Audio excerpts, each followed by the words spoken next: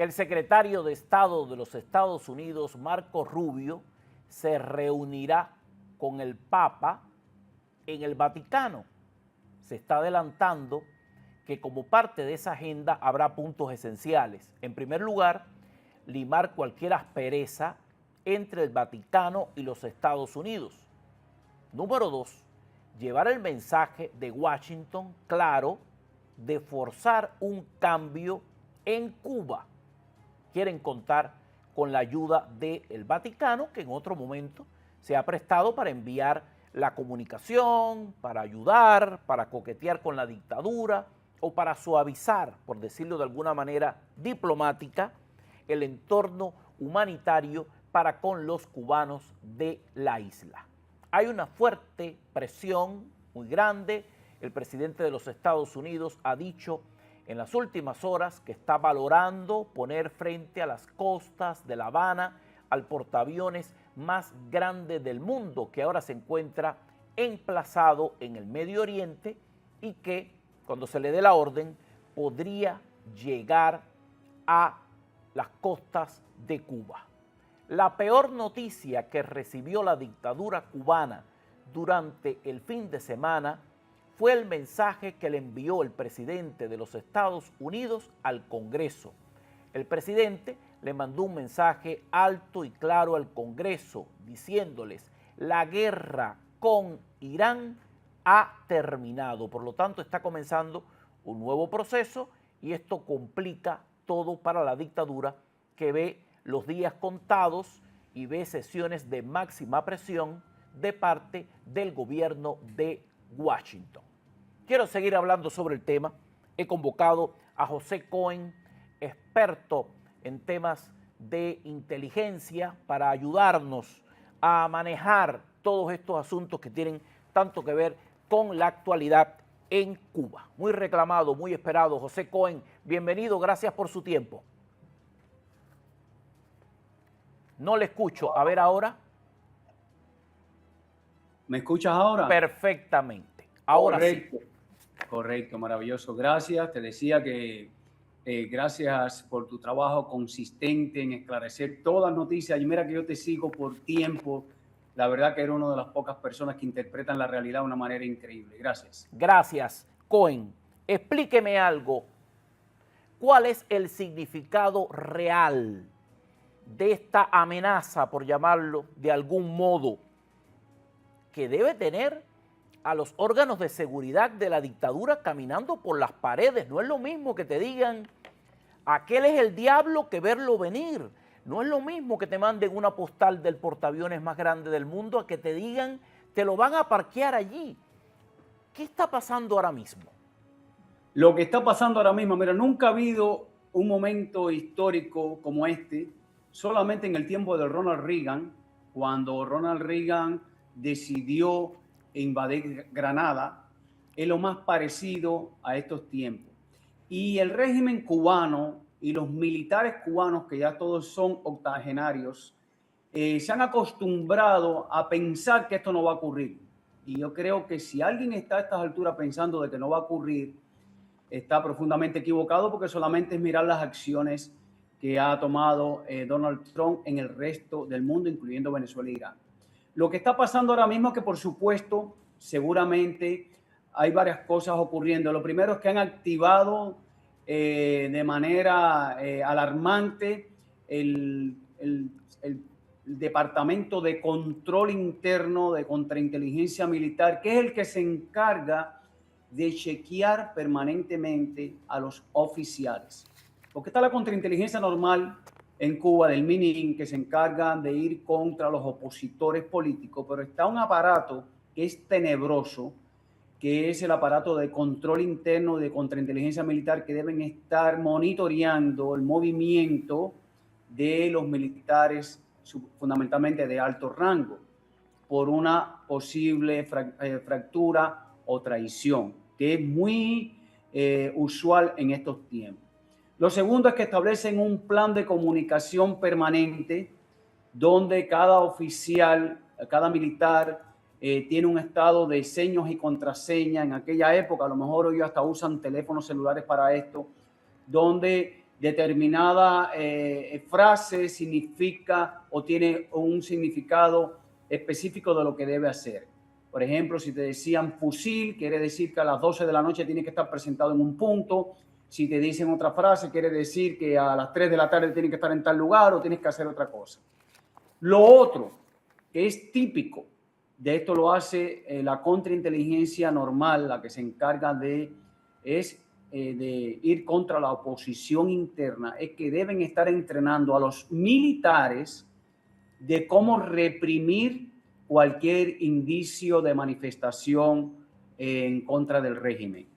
Quiero que sepa que en mi tiempo hacían reuniones, nos entrenaban de cómo teníamos que vestir de civil, de cómo teníamos que envolver cabillas en periódicos y en papel, y a la orden de una de estas contraseñas, pues teníamos que salir, esa era la orden, para atentar, para golpear, para someter a la población hambrienta, civil y desarmada. Todo esto está ocurriendo, Lo del 1 de mayo es una rutina, saben, todos nosotros sabemos que toda esa gente son obligadas a ir a estas manifestaciones si no tienen serios problemas en su trabajo. O sea, nadie cree a estas alturas, mucho menos los cubanos, de que el régimen cuenta con respaldo popular alguno. Yo vi dos fotos específicas del 1 de mayo en Cuba. No supe si reírme, si ir al baño o si quedarme serio. Tuve los tres sentimientos al unísono.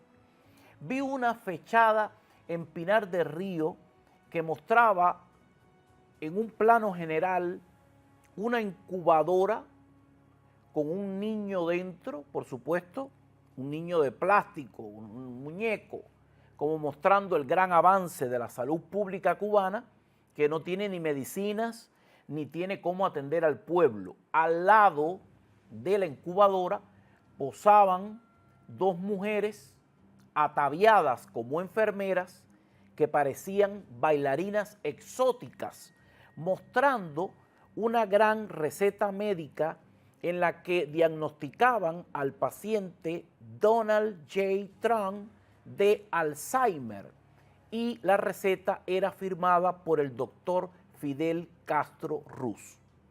Acto seguido vi otra foto que me provocó los mismos sentimientos, entre risa, asistencia al inodoro o percance por seriedad, en el que se mostraba concretamente un triciclo pequeño de una entidad presuntamente de las pequeñas empresas privadas, con un tablón de Playboy en el techo y encima una réplica de la piedra donde supuestamente descansan los restos del dictador Fidel Castro. O sea, han sacado a las cenizas también a desfilar. Cuando uno ve todo esto, le surge una pregunta inmediata. ¿Esta gente se creerán todo esto que están hablando? ¿En verdad ellos podrán creer que pueden hacerle frente a una invasión o una incursión estadounidense? ¿O este es el minuto en el que los órganos de seguridad comienzan a cambiar de casaca? ¿Cómo funciona esto? Las dos cosas. Mira, lo primero es que ellos, muchas personas, incluso en la población civil, creen a estas alturas que nada va a ocurrir. Fíjense, porque son muchos años con este mismo mensaje de la famosa invasión de Estados Unidos y nunca ha ocurrido nada. Después de 67 años, la gente se han acostumbrado a pensar que todo es una amenaza. Y yo creo que en este caso están profundamente equivocados. Y lo segundo, claro que sí, yo estoy convencido de que ahora mismo hay muchos militares, oficiales, incluso diplomáticos en diferentes embajadas del mundo. De hecho, yo he hecho llamados porque algunas de esas personas estudiaron conmigo desde el preuniversitario y hoy son oficiales de inteligencia. Y mi llamado es el momento de ponerte al lado del pueblo de Cuba y de ir contra la dictadura. Quiero recordar, Sánchez Gras, que yo he vivido esta crisis en Cuba. En el año 94 yo estaba en Cuba. Y como tú sabes, yo creé una red de jóvenes en contra del régimen dentro del aparato de inteligencia, una red para trabajar en contra del régimen y nosotros estábamos decididos, y no era yo solo, era un grupo de jóvenes, tenía yo 27, 26 años, para en caso de que nos dieran una orden para actuar, y fue en el año 94 cuando había una amenaza de esta naturaleza, en caso de que alguien, algún coronel, general o alguien de esos nos diera la orden de ir contra la población civil, nosotros estábamos listos para ir contra ellos.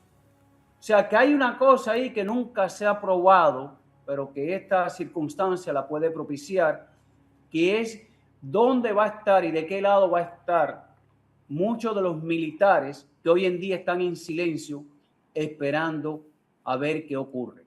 Yo no creo honestamente, yo creo que sí, que siempre en todos los gobiernos y regímenes hay esbirros, hay criminales, hay militares que van en contra de su pueblo, pero yo no creo que la mayoría, como tampoco creo que la mayoría del pueblo cubano apoya al régimen cubano a estas alturas. Esa es mi opinión, eso es lo que estaba por verse, pero sí hay mucha gente ahora mismo creando condiciones y pensando en el futuro de ellos, de sus hijos y de su familia.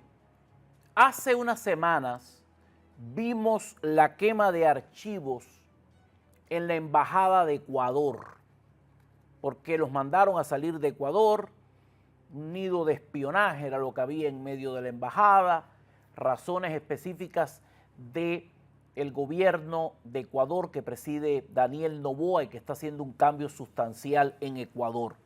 Ante una amenaza de invasión, ¿cuál es el protocolo que se sigue con los archivos y la información secreta por parte del aparato de seguridad en Cuba?